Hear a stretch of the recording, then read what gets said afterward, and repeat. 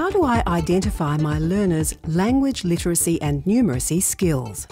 There's formal and informal ways of identifying them. If they are learners in a classroom, we have the language and literacy assessment that's done pre-training, so they need to fill that in for the RTO's obligation under the AQTF.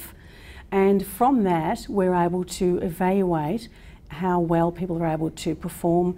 Can they fill in the paperwork? Do they have trouble with it? And as a teacher coming into the classroom or taking over that learning group, I'm able to then readily identify who I might need to provide more support for. Is this the right course for them? What other strategies could I use to support them and make sure we have a good outcome? So if I have that information up front, that enables me to plan a lot better.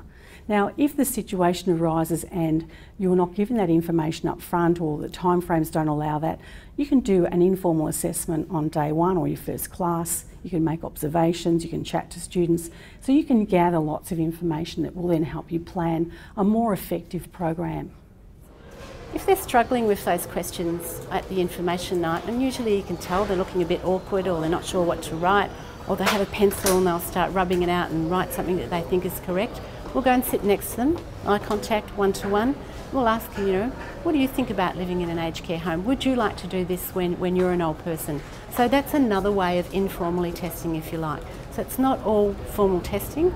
They might not pass the formal testing, but on one-to-one discussion, we think that perhaps with the extra work, that's the discussion we'd have with them, the extra work they'll be able to get through the course. The test then goes to our English teacher. He has a look at it and then says, I think that this student is at level 2 or they're 2.5. We think they might need more English before they do our course. Level 3, yes, they can do the course and in they come. Why do we do it? So that we can support the students, so that we don't set them up to fail.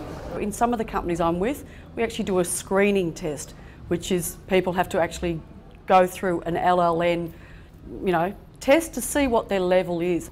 That formative assessment of people's language and literacy and numeracy skills is very important. So we're doing that all the time by the way they interact, by the teamwork they're doing, the way that they might work alone or complete documents easily or struggle over them. They're all indicators to me of the types of skills someone has.